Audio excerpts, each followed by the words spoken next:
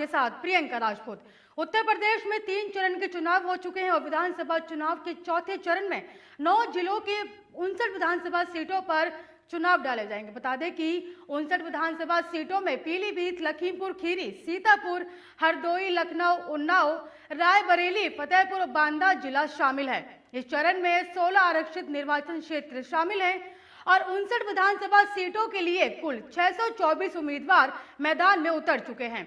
UP चुनाव का चौथा चरण इस मायने में महत्वपूर्ण है कि इसके बाद विधानसभा की 403 सीटों में से 231 पर चुनाव हो जाएंगे।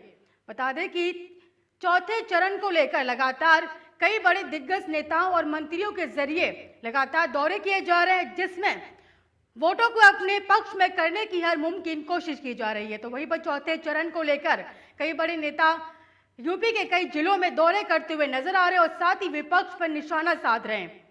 और आपकी जानकारी के लिए बता दें कि इस चरण में 16 आरक्षित निर्वाचन क्षेत्र शामिल हैं और जहां 59 विधानसभा सीटों के लिए कुल 624 उम्मीदवार मैदान में उतर चुके हैं।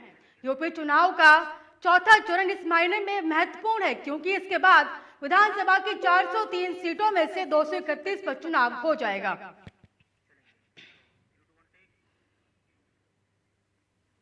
चुनावी माहौल को करीब से जानने के लिए हमारे संवाददाता आशुतोष पीलीभीत से लाइव जुड़े हुए हैं। आशुतोष, चौथे चरण की तैयारियों को लेकर कई पार्टियों के बड़े चेहरे मैदान में दमखम के साथ दिख रहे हैं, तो अब चुनावी माहौल क्या देखने को मिल रहा है? हेलो, आवाज आ रही है? आप तक मेरी आवाज पहुंच रही है आशुतोष? मैम, आवाज बहुत स्लो आ रही है। मेरा सवाल ये था आशुतोष, चौथे चरण की तैयारियों को लेकर कई पार्टियों के बड़े चेहरे मैदान में दमखम के साथ दिख रहे हैं, तो अब चुनावी माहौल क्या देखने को मिल रहा है? मैम, चुनावी माहौल को लेकर अगर हम बात करते हैं, यहाँ पर बीजेपी और समाजवादी बहुत जोर शोर से जो है लड़ाई कर रहे हैं वोट को लेकर। यहाँ पर दो ही पार्टियों की टक्कर है, एक समाजवादी, एक बीजेपी। बाकी कांग्रेस कहीं दूर दूर तक नहीं दिख रही है। मैम, आपकी आवाज कम हो गई है।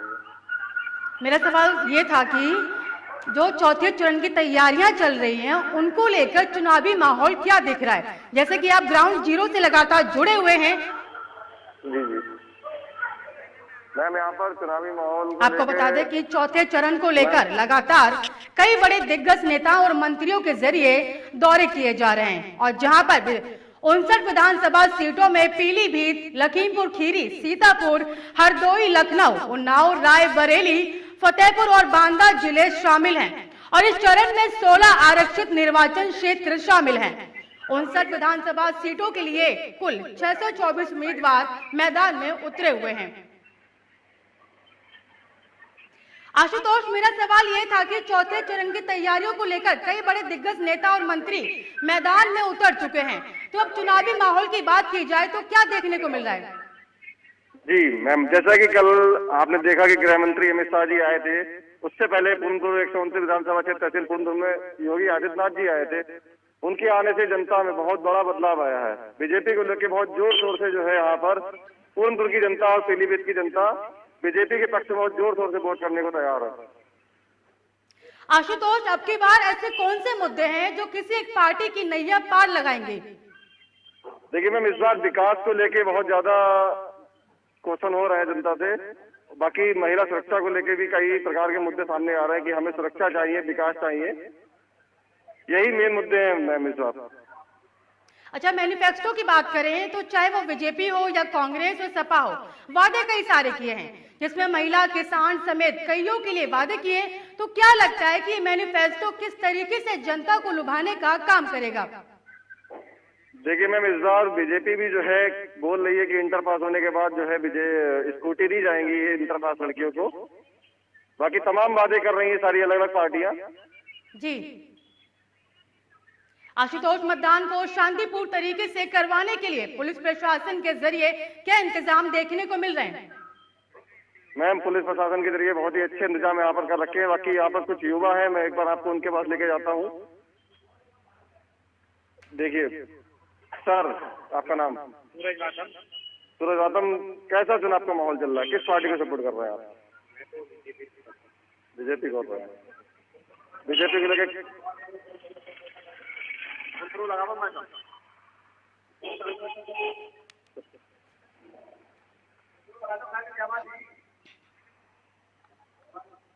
आवाज आ रही मैम? हेलो।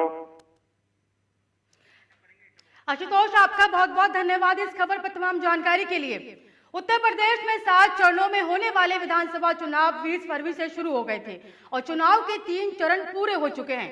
यूपी में चौथे चरण का मतदान 23 फरवरी को होगा और उत्तर प्रदेश में 403 विधानसभा क्षेत्रों के लिए 7 चरणों में मतदान होने हैं। बीते 10 और 14 और 20 फरवरी को 3 चरणों के चुनाव संपन्न हो चुके हैं। अब यूपी में मतदान 23, 27 फरवरी और 3 और 7 मार्च को 7 चरणों में होंगे, तो वहीं मतों की गिनती 10 मार्च को होगी। इन चुनावों में हवा के रुख का काफी असर रहता है। खास बात यह है कि अवध इलाके में जिस पार्टी की जीत होती है, प्रदेश में उसकी सरकार बनती है। फिलहाल मुझे दीजिए इजाजत और देखते रहिए लोकमंच न्यूज।